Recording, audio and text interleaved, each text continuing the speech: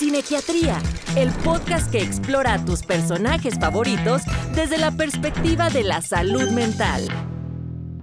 Bienvenidos a un nuevo episodio del podcast de Cinequiatría. Yo soy el doctor Agustín Torres de León, soy médico psiquiatra y hoy tengo el enorme placer de recibir a una persona muy querida a quien tengo el honor de conocer desde hace muchísimos años y sin más, doy la bienvenida a mi querido David Saucedo. Dave, bienvenido al podcast.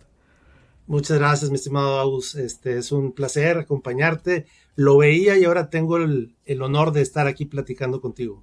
Mira que el honor es nuestro y te agradecemos de verdad porque sabemos tu agenda y lo complicado que se ha vuelto y que nos des este espacio para nosotros es un gran placer, Dave. Y como hacemos en el podcast de Cinequiatría, lo que vamos a analizar es una película desde la perspectiva de la salud mental. Y esta vez hemos elegido la película Iris, la película también se le conoce Iris, Recuerdos Imborrables, y vamos a hablar acerca de John, el esposo de Iris. Y quiero preguntarte, Dave, antes de entrar al análisis, ¿qué te pareció la película de Iris?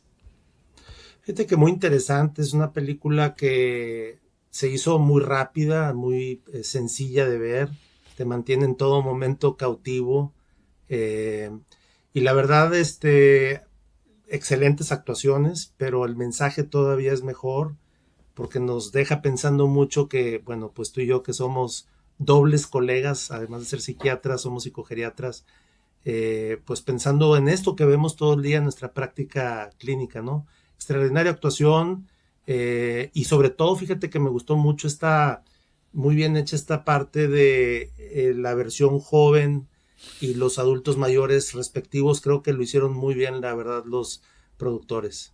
Y en verdad, y como bien describes, es una película basada de la vida real, es una película que está tomada el guión de los libros de John Bailey, que es el esposo de Iris Murdoch, escritora y filósofa de origen irlandés que se consagrara en Inglaterra y siendo considerada una de las figuras más importantes de habla inglesa de su época, una gran escritora, una gran filósofa y como bien estás describiendo, Dave, tú y yo trabajamos constantemente con este tipo de situaciones y quisiera yo que analizáramos a través de los ojos de John, que hay por ahí una polémica acerca de que él escribiera sin autorización de Iris este libro, La elegía de Iris, se conoce así, porque siempre Iris mantuvo una vida muy privada. Vale la pena mencionar que ya tenía una mamá con un problema de demencia, a la cual con regularidad visitaba y temía mucho tener esta condición. Y me gustaría empezar por estas primeras escenas donde van al pub, van a un bar, y ella empieza a darse cuenta, Dave, ¿qué te parece? Cuando John trata de minimizar el impacto, normalizando y haciéndole ver que a lo mejor el que ella se dé cuenta que está repitiendo palabras pudiera ser un problema. Sí, totalmente. Esta parte hace pensar que son obviamente esos primeros momentos, ¿no?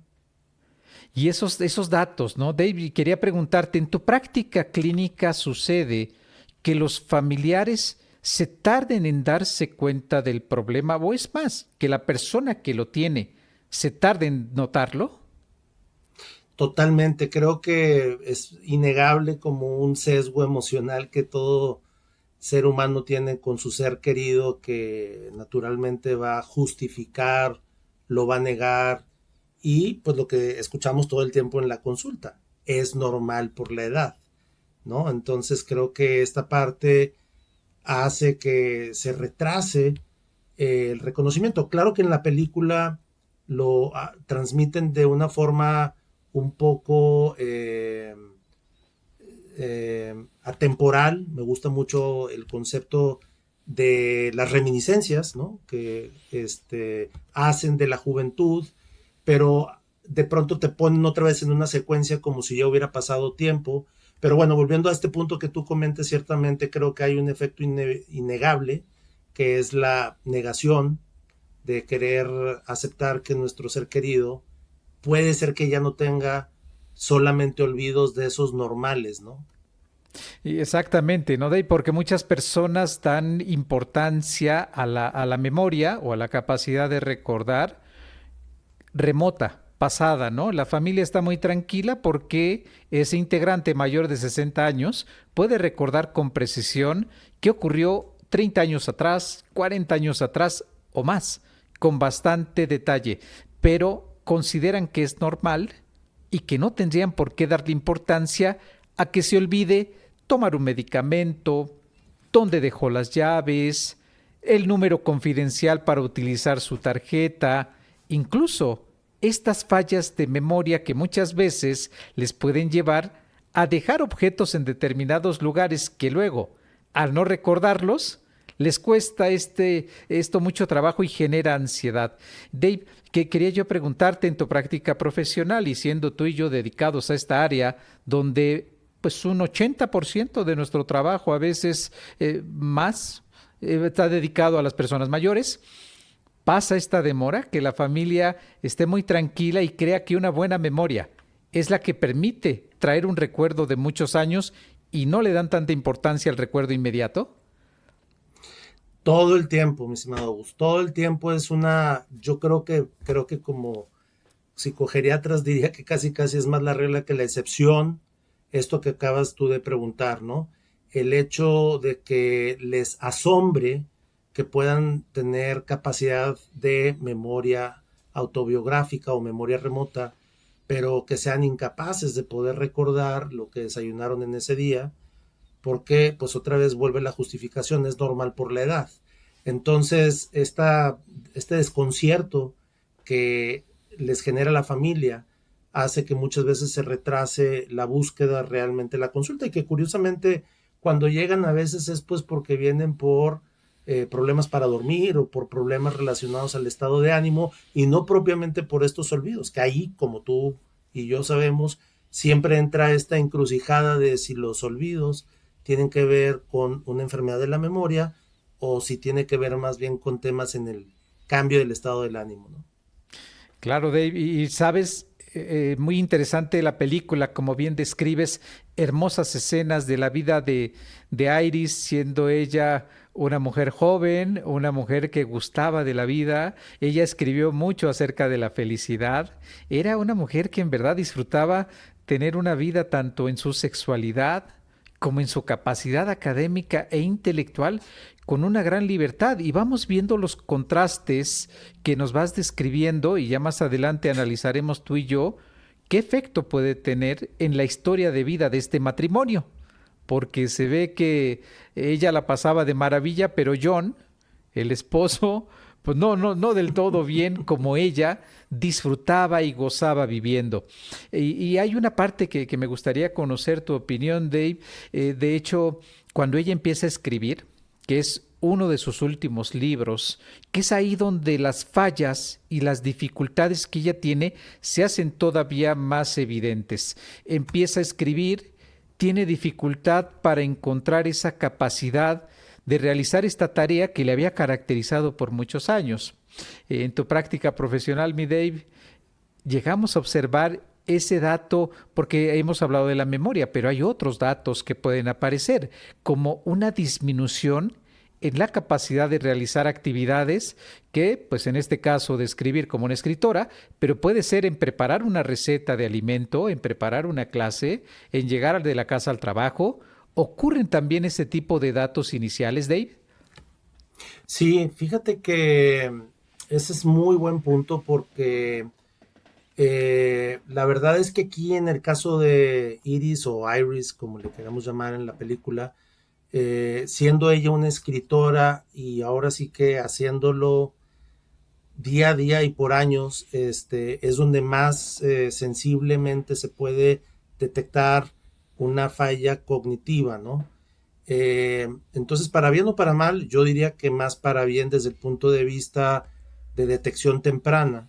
Esto sirve porque muy marcado es como se puede ver algo que hace todos los días, que no le fallaba, y de pronto ya ves que ella empieza a olvidar cómo se deletrea la palabra, ¿no? Me acuerdo que era esta palabra de perplejo, lo ponen en español, pero es esta de puzzled, y cómo se escribe. Entonces, yo les pregunto con mucha frecuencia a mis pacientes, ¿no? ¿Cuándo fue la última vez que usted escribió? Y me dicen, no, ya ni me acuerdo, doctor. hace mucho que no me acuerdo. Entonces, como por ahí alguien decía, escribir es pensar dos veces, porque al final estás queriendo extraer el conjunto de ideas y la segunda es la parte operativa, mecánica, que tiene que ver con todo este equilibrio fino de la habilidad de poder escribir en línea, la parte de la visualización de la letra, pero también está esta otra parte que tiene que ver con los problemas en lo visoespacial, ¿no? De cómo se va distribuyendo o no, en esa dismetría que empieza a fallar, de cómo se va distribuyendo. Entonces creo que al ser una persona con un alto desempeño cognitivo, Ándale, qué buen más dato. rápido se empieza a detectar ahí estas fallas muy tempranas, ¿no? Y qué buen dato, Dave, porque ahorita al escucharte viene a mi mente como en un inicio John, el esposo, con estos cambios que nos describes que se ve en la práctica clínica. Qué buen dato, Dave. Cuando una persona le falle la firma, cuando una persona se salga del renglón, cuando una persona distribuya en un escrito la información de una manera inadecuada, tú y yo sabemos que tenemos pruebas de escritorio que le llamamos, que no son profundas y a detalle, pero una de ellas es la prueba del reloj. ¿No? Y la prueba del Exacto. reloj es una prueba sencilla, rápida, útil, no estamos diciendo que hace diagnóstico, pero te permite ver cómo en el espacio una persona, la instrucción es dibujar una carátula, los números, las manecillas y que marque 10 para las 11 o que marque determinada hora. Y la persona una vez que le das la instrucción tiene que hacerlo solito. Y qué importante es que algo que quien nos ve y nos escucha puede decir, no hombre, qué fácil, es bien sencillo, haces un círculo y le pones los números. Sí, pero en alguien que está teniendo fallas, como bien nos describiste, porque a veces uno piensa deterioro cognitivo, trastorno neurocognitivo mayor, demencia como memoria. Y no, hay otras áreas, otros dominios que le llamamos como puede ser la capacidad de escribir y la otra que nos mencionabas, hablar, encontrar la palabra, poder nombrar y denominar ya sea un objeto o algo que la persona quiera decir. ¿No te parece, Dave? Totalmente, y ahora que lo mencionas, Agus, hay otro dato bien revelador cuando finalmente ella accede a que vaya a hacerse pruebas y como psiquiatras que somos y psicogeriatras que somos, todo el tiempo en estas pruebas donde hacemos preguntas ya súper estandarizadas como dígame usted el nombre del presidente, que se lo preguntan a ella, y bueno, pues no lo supo decir, ¿no? Y como muchos pacientes, naturalmente lo justifican y lo niegan, ¿no? Y entonces ella dice de manera, como muchos pacientes nos dicen en la consulta, Sí. ¿qué importancia tiene que yo le diga a usted el nombre del presidente? Eso usted lo puede averiguar, ¿no? Y a Iris o a Iris le pasa justamente eso, ¿no? Que no supo decir el nombre de Tony Blair, que en ese entonces era el, Exacto. ¿verdad? Ajá, del primer ministro, ¿no? Que le Exacto, exacto, pregunta primer y ministro.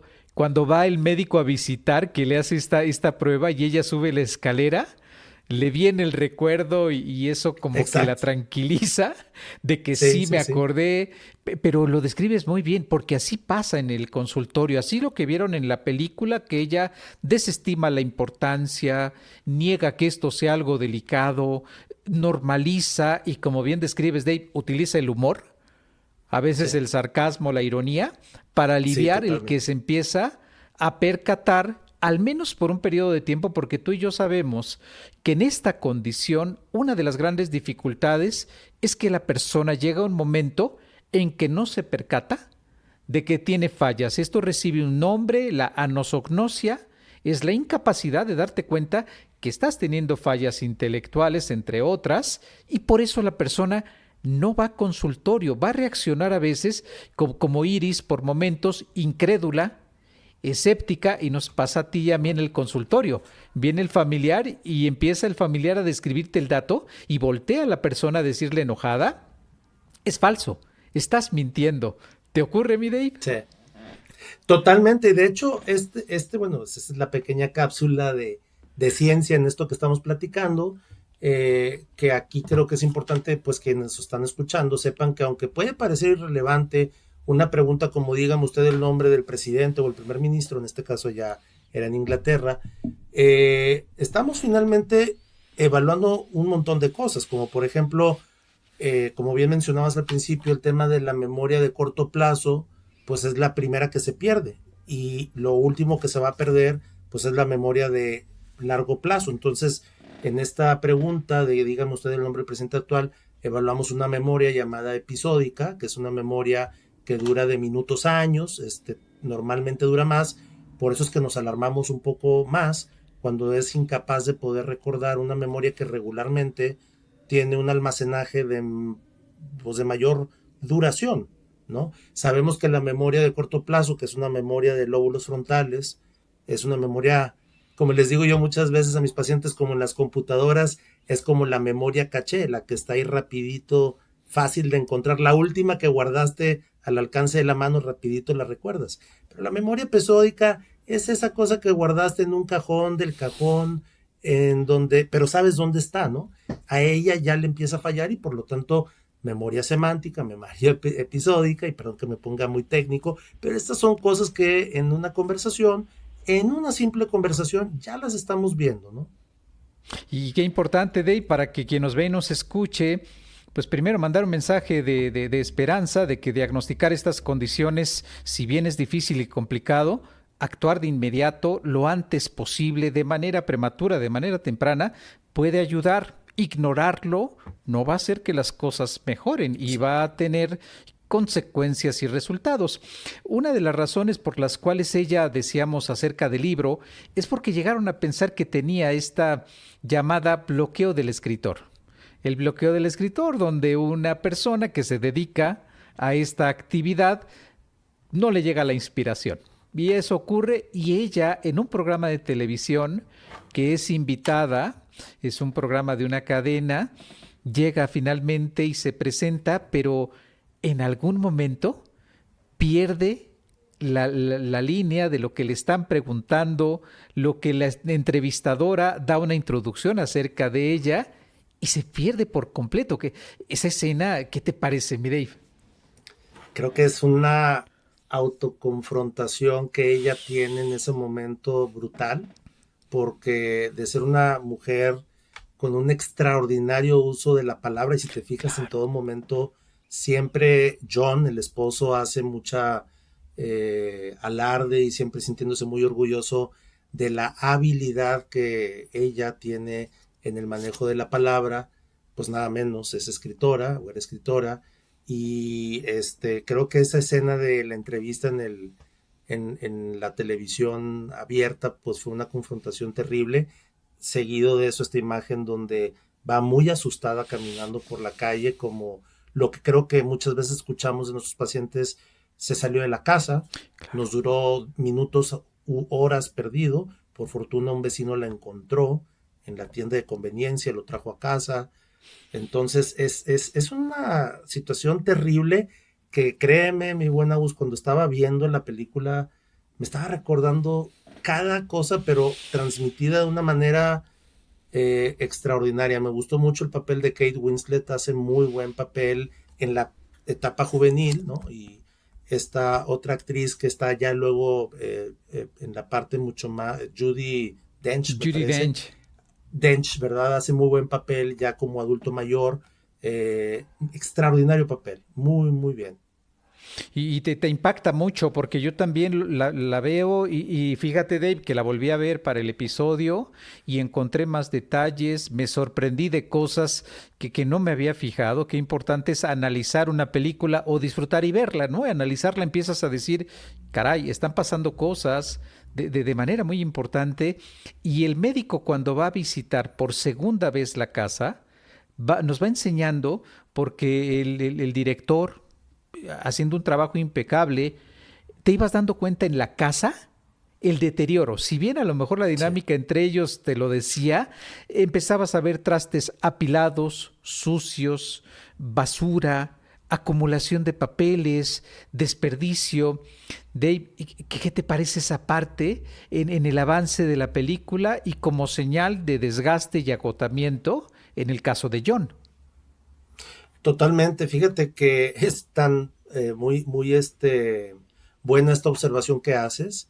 No lo había pensado hasta ahora que me lo estás diciendo y efectivamente son mensajes ahora sí que no verbales que en la película van llegando entre el desaliño, el desorden Pero ¿sabes qué cosa también, Agus? O sea, esa es una parte que nos lleva al tema del vínculo en la pareja, muy solidario, por cierto, siempre al pie del cañón y leal por parte de John, el esposo, que por cierto, no sé qué opines tú, pero me parece que hay 2 o 3 escenas que dejan ver que de pronto pareciera que él también empieza a entrar ya en un cuadro de deterioro y creo que intencionalmente dejan ver esa posibilidad, ¿no?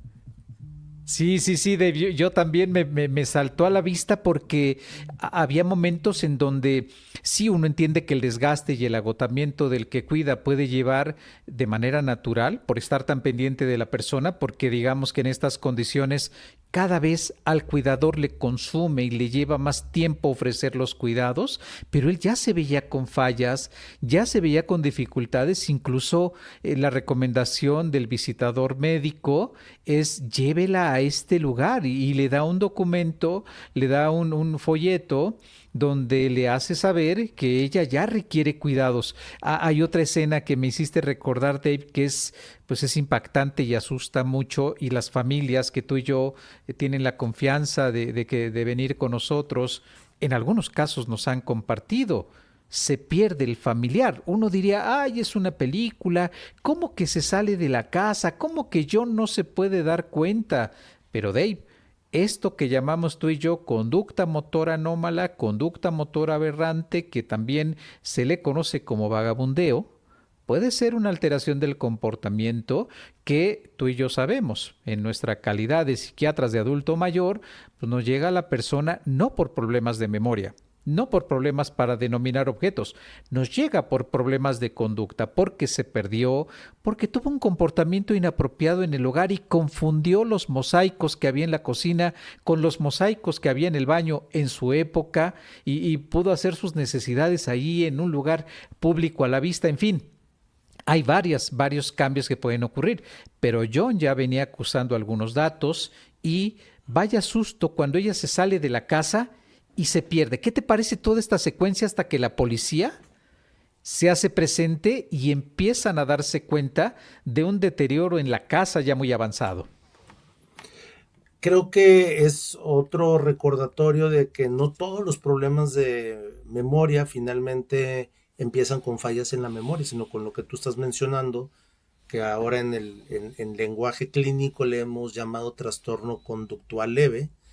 Y entonces, por mínimo que sea esa falla de conducta, hay que ponerle atención porque ese puede ser una señal muy temprana de que algo le está pasando al cerebro de esa persona, ¿no? Entonces creo que esto es bien importante y bueno, como sabemos, otra vez, la justificación y la normalización, pues es inevitable y vamos, no es mala, pero al final del día, nuestra chamba como médicos es siempre difundir que todo lo que se salga de la norma, de lo que era antes a de lo que es hoy, es algo que pues simplemente merece nuestra atención, que debemos de entender que no queremos todo el tiempo etiquetar o diagnosticar Claro, claro. y que a veces estamos en esa zona intermedia entre efectivamente cambios propios de la edad y a veces ya formas muy específicas de una enfermedad y tenemos que explicar que es un continuo y que siempre va adquiriendo diferentes características y nuestra chamba como médicos es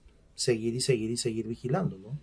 Y qué importante está esto que nos dices, Dave, esta gran aportación en donde empecemos a poner en el lenguaje cotidiano el trastorno conductual leve, que no es lo mismo que el trastorno cognitivo menor o trastorno cognitivo leve, que qué bueno que lo mencionas, porque esto significa estar alerta, no poner etiquetas, lo dices muy bien, yo comparto contigo esta reflexión acerca de la salud en general, pero sobre todo, si una persona arriba de 50 años de edad, por 6 meses, a partir de, digamos, por primera vez en su vida, tiene depresión, ansiedad, alteraciones perceptuales, apatía o un cambio de comportamiento como nos estás describiendo, esa persona, sobre todo si es la primera vez que le ocurre después de los 50, debiera ser un seguimiento, así como hacemos un seguimiento de medir la glucosa o la hemoglobina glucosilada por arriba de 5.5,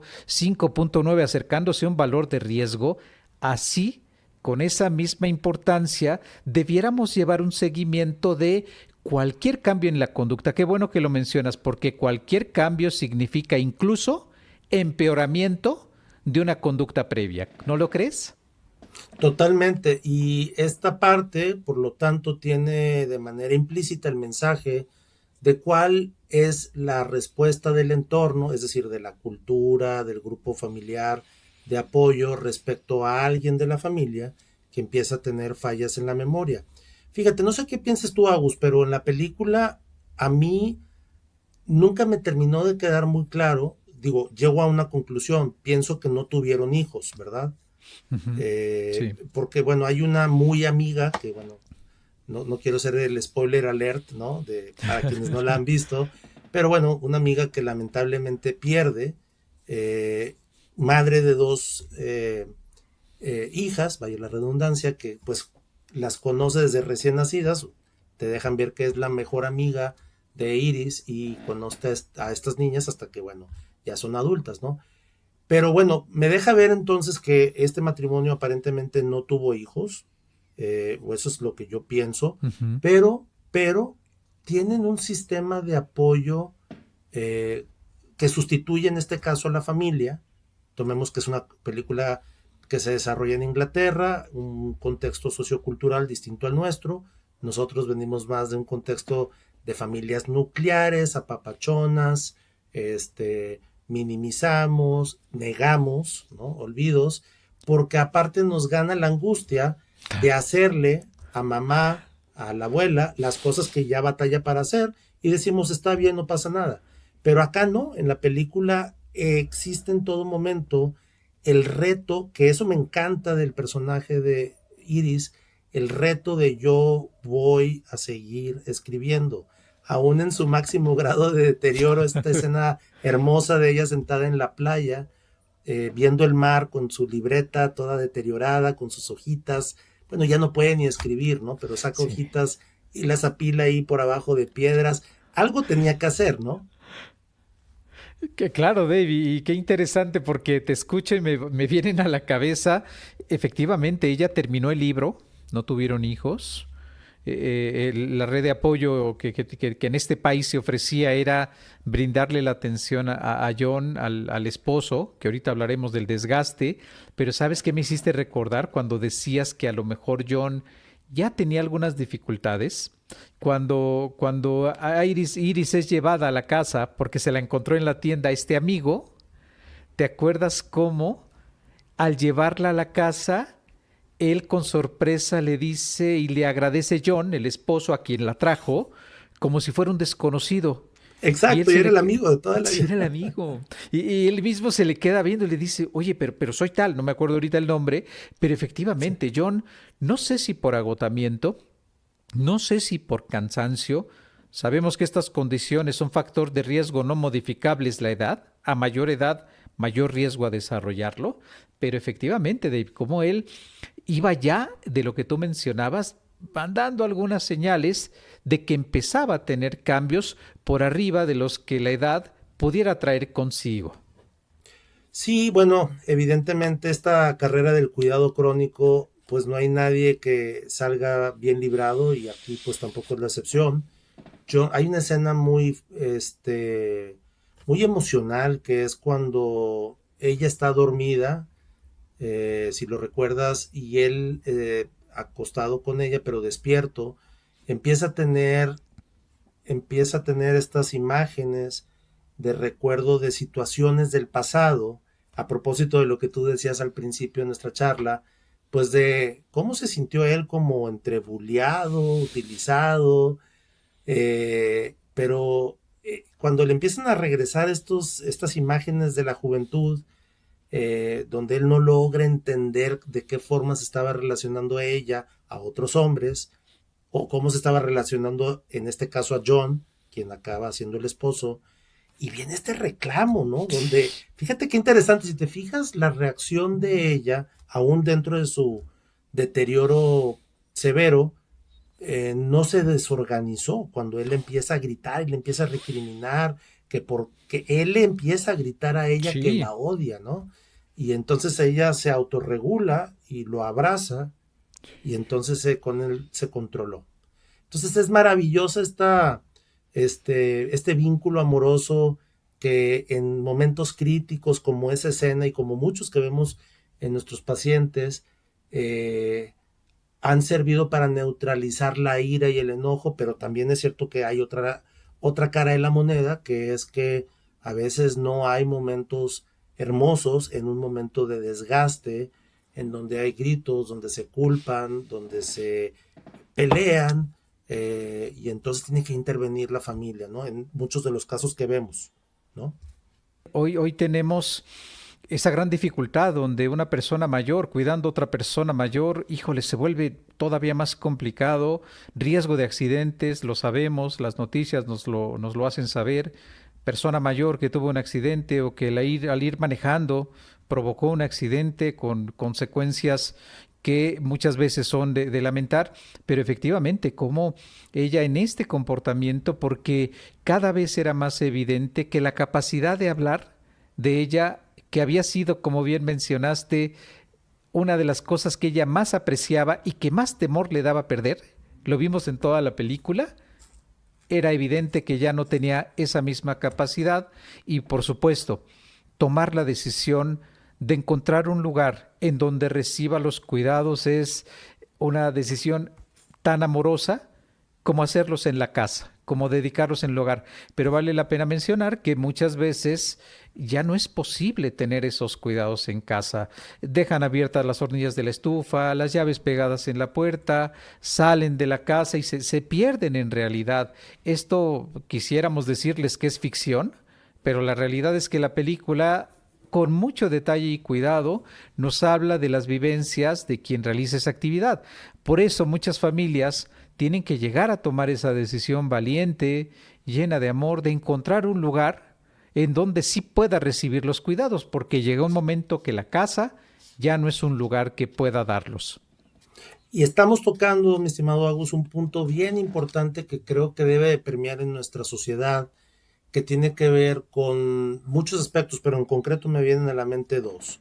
Uno es el autocuidado, es decir, nadie más que uno mismo es responsable de ver por sí mismo y no delegar en la familia el rol de tú me tienes que cuidar porque yo te cuide a ti. Yo creo que este es un mensaje delicado pero fuerte que quienes nos ven y nos escuchan debieran a lo mejor de reflexionarlo, porque creo que en nuestra cultura ha predominado eso.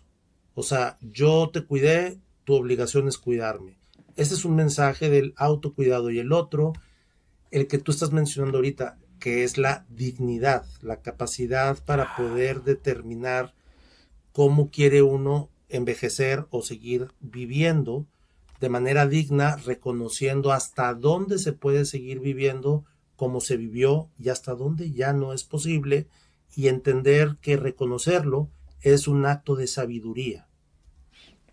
Completamente, Dave. Y mira, me viene a la cabeza después de escucharte que hoy la ley ha tenido modificaciones en muchos estados de la República Mexicana para un instrumento que era el juicio de interdicción, que no existe ya como tal en algunos lugares.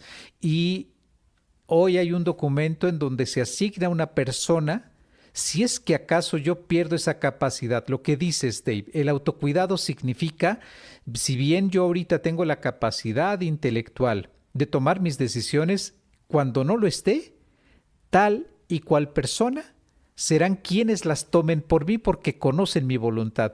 Y describes esa parte de la prevención. La prevención, tanto el autocuidado como los 14 factores modificables de riesgo, que quien esté interesado puede buscarlo en internet, busque 14 factores de riesgo modificables para demencia, y es apegarse a estas recomendaciones lo más que sea posible, porque bien describes, muchas veces es: tú me cuidas y me suelto así todo flojito y hazte cargo de mí y con el peso que esto representa, lo cual para muchas familias, habrá que decirlo, hay un solo cuidador y este solo cuidador es el que tiene que realizar estas actividades, generalmente una mujer que tiene que dejar de trabajar y que se vuelve mientras la enfermedad avance y dure, que van de 5 a 20 años, algunas veces en ese rango está, que hacer estas grandes modificaciones. Si bien lo describes, el mensaje de tantos que esta película, mira, yo hubiera pensado que nos iba a dar para hablar del desgaste del cuidador y vaya que hay de dónde cortar y podríamos seguir tú y yo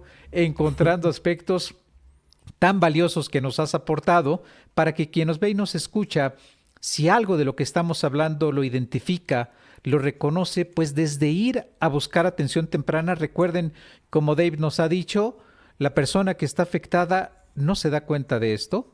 Generalmente somos nosotros la familia, entendemos que haya temor, pero lo mejor es buscar atención. Puede haber muchas razones que expliquen estas dificultades y entre tantas que pudiera ser un deterioro. Querido Dave, entrando un poco a la parte final del episodio, quisiera yo que nos compartieras para ti qué te deja la película Iris, qué recomendaciones, qué reflexiones aparte de estas tan interesantes que nos has hecho. Pues fíjate que gracias, sí, la verdad es que la película puede verse con varias ópticas, la médica, pero la otra yo diría que es más bien el mensaje humano, ¿no? Que tiene que ver con situaciones, pues primero que el amor, claro que es un factor que protege a propósito de, pues que entre más soledad, mayor probabilidad de deterioro. Entonces el amor, de alguna forma, en esta historia, pues bonita, dentro de lo difícil, es bonita porque tuvo un esposo que la acompañó hasta el último día de su vida, ¿no? Entonces el amor es un factor que pues protege en todos los sentidos.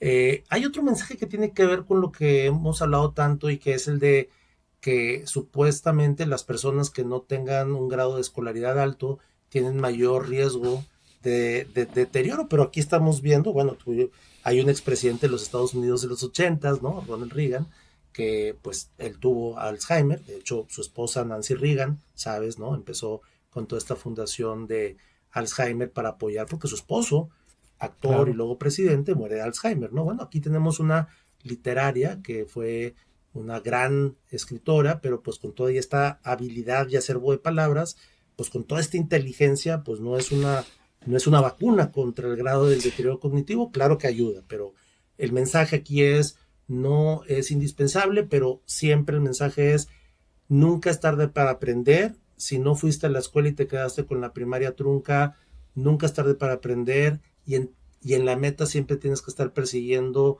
objetivos de aprendizaje para que mantengas activa toda la química del cerebro para que no llegue el deterioro de la memoria. El otro mensaje, mi Agus, también tiene que ver con las cosas que se viven en la juventud, cómo se pueden ver por las fallas luego químicas cognitivas en la vejez, ¿no? En el sentido de que la vida pues no es una línea recta cronológica de años, sino que aún en este grupo de edad se pueden reflejar muchos recuerdos del pasado, pero que en un contexto de deterioro de la memoria pues confunde, desorienta, por eso se genera la agitación también, ¿no? Hablabas tú de las anosognosis, las agnosis y demás, ¿no? Y bueno, pues ya, pues finalmente, la otra parte o el otro mensaje que yo diría es que la aceptación, ¿no? La película te va llevando de la negación, la negociación, sí, como en todas las pérdidas, ¿no? La aceptación como una especie de acto, pues de sabiduría, decía yo hace rato, que obviamente te permite aceptar con dignidad dónde estás y luego, muchos pacientes nos dicen, es que bueno, perdió tanto la memoria que no se está dando cuenta, pero eso no quiere decir que no esté sufriendo porque no está logrando entender las palabras ni las comunicaciones no verbales, ¿no? No saben si los quieren agredir y por eso actúan defendiéndose, etcétera. Entonces es una película que tiene mucho mensaje, creo que humano, más allá de todo lo que tú y yo aquí platicamos de la psicogeriatría, al final tiene mucho mensaje de tipo, pues humano, ¿no? Dignidad, sabiduría, amor, lealtad, sobre todo esta parte muy bonita de un acompañamiento con mucho deterioro.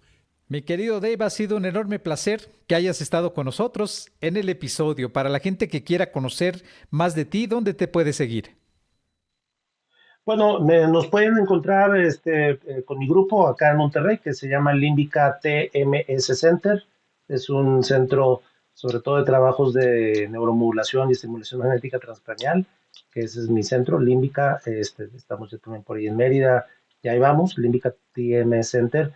Y bueno, también en las redes de la Asociación Psiquiátrica Mexicana, próximamente ya empezando con este gran compromiso con la Asociación Psiquiátrica Mexicana a partir del próximo año. Qué excelente, Dave. Pues un placer y te deseamos lo mejor en esta gestión como presidente de la Asociación Psiquiátrica Mexicana.